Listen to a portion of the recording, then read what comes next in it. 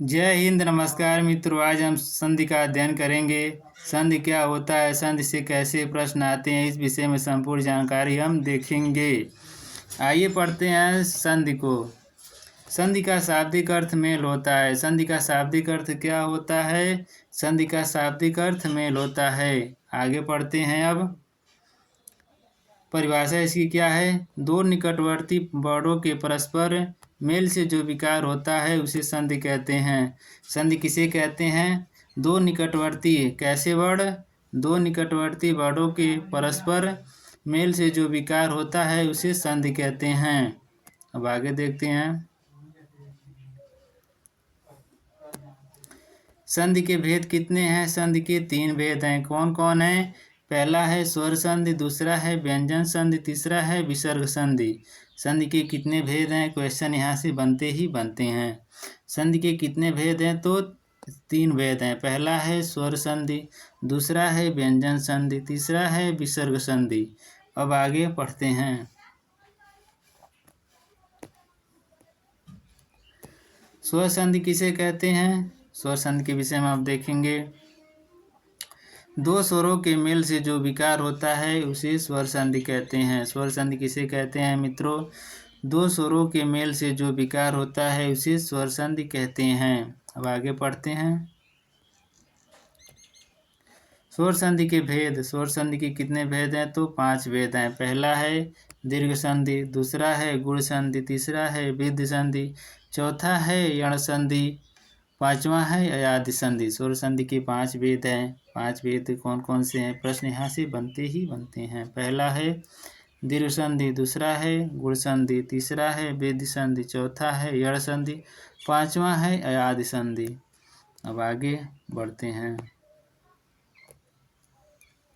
दीर्घ संधि किसे? अब दीर्घ संधि के विषय में देखेंगे। स्वर संधि के जो 5 भेद हैं उसमें पहला है दीर्घ स्वर संधि। तो पहला भेद हम देखेंगे इस विषय में, दीर्घ संधि के विषय में।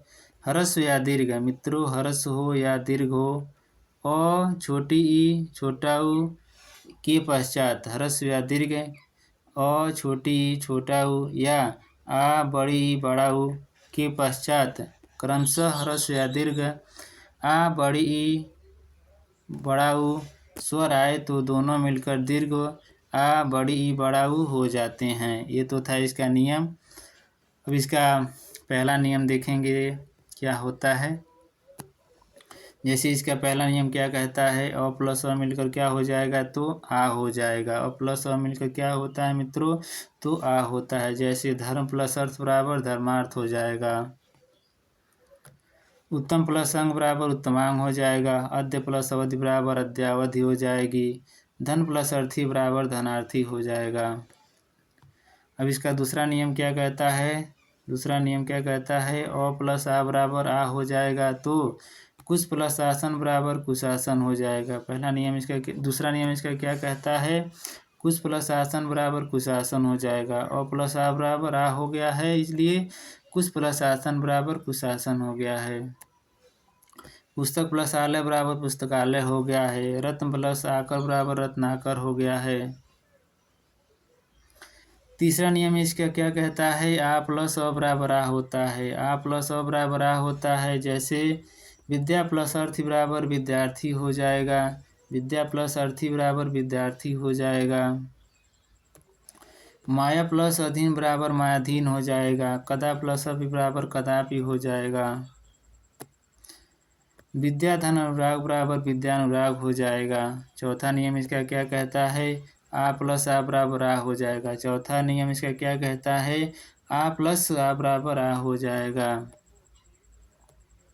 जैसे विद्या धनालय बराबर विद्यालय हो जाएगा। आत्मा प्लस आनंद बराबर आत्मा आनंद हो जाएगा। गदा प्लस आघात बराबर गदाघात हो जाएगा। वार्ता प्लस आलाप बराबर वार्तालाप हो जाएगा। पांचवा नियम इसका क्या कहता है? छोटी ई प्लस छोटी बराबर बड़ी हो जाएगी। जैसे अति प्लस ई बराबर अति हो जाएगा। अभि प्लस इष्ट बराबर अभिष्ट हो जाएगा। मुनि प्लस इंद्र बराबर मुनिंद्र हो जाएगा। रवि प्लस इंद्र बराबर रविंद्र हो जाएगा। आगे बढ़ते हैं। अब इसका छठवां नियम क्या कहता है? छोटी प्लस बड़ी बराबर बड़ी हो जाएगा, छोटी प्लस बड़ी बराबर बड़ी हो जाएगा। जैसे कप प्लस ईस बराबर कपीस हो जाएगा। गिर प्लस ईस बराबर गिरीश हो जाएगा। अधि प्लस ईश्वर बराबर अधीश्वर हो जाएगा। अधि प्लस ईश्वर बराबर अधीश्वर हो जाएगा। अगला नियम इसका क्या कहता है? नियम 7वां, बड़ी ई प्लस छोटी ई बराबर बड़ी हो जाएगा। बड़ी ई प्लस छोटी ई बराबर बड़ी ई हो जाएगा। जैसे महती प्लस इच्छा बराबर महतीच्छा हो जाएगा। महती प्लस इच्छा बराबर महतीच्छा हो जाएगा। मही प्लस इंद्र बराबर महेंद्र हो जाएगा। देवी प्लस इच्छा बराबर देवीच्छा हो जाएगा। लक्ष्मी प्लस इच्छा बराबर लक्ष्मीच्छा हो जाएगा। बड़ी प्लस बड़ी बराबर बड़ी हो जाएगा। बड़ी प्लस बड़ी मिलकर बड़ी हो जाएगा। जैसे रजनी प्लस ईश बराबर रजनीश हो जाएगा। मई प्लस ईश बराबर महिष हो जाएगा। लक्ष्मी प्लस ईश बराबर लक्ष्मीश हो जाएगा। नदी प्लस ईश बराबर नदीश हो जाएगा। अगला नियम है छोटा u प्लस छोटा u बराबर बड़ा u। छोटा u प्लस छोटा u मिलकर क्या हो जाएगा? बड़ा u। जैसे गुरु प्लस उपदेश बराबर गुरुपदेश हो जाएगा। भानु प्लस उदय बराबर भानुदय हो जाएगा। विदु प्लस उदय बराबर विदुदय हो जाएगा। सु प्लस उक्ति बराबर सुक्ति हो जाएगा। 10वां नियम इसका क्या कहता है? बड़ा u प्लस छोटा u बराबर बड़ा हो जाएगा।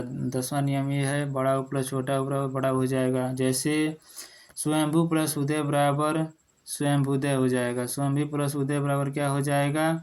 स्वयंभूदय हो जाएगा। अब आगे देखते हैं, वधु प्लस वधु, वधु प्लस उपालंब बराबर वधुपालंब हो जाएगा। वधु प्लस उत्सव बराबर वधुत्सव हो जाएगा। चौ प्लस उत्तम बराबर चमुत्तम हो जाएगा। अगला नियम है, बड़ा u प्लस बड़ा u बराबर बड़ा हो जाएगा। बड़ा u प्लस बड़ा u बराबर बड़ा हो जाएगा। जैसे भू प्लस ऊर्ध बराबर भूर्ध हो जाएगा। भू प्लस ऊर्जा बराबर भूर्जा हो जाएगा। वधु प्लस ऊर्म बराबर वधूर्मी हो जाएगी। अगला नियम है हमारा, री प्लस री बराबर री हो जाएगा। जैसे पितृधन ऋण बराबर पितृण हो जाएगा। यहाँ री प्लस री मिलकर री हो गया है। भ्रात प्लस रिद्धि बराबर भ्रातृद्धि हो जाएगी। ये तो था मित्रों ये तो था दीर्घ संधि का संपूर्ण अध्ययन और संधि के भेद हमने देखेंगे। हमने दीर्घ संधि के विषय में संपूर्ण पढ़ा है और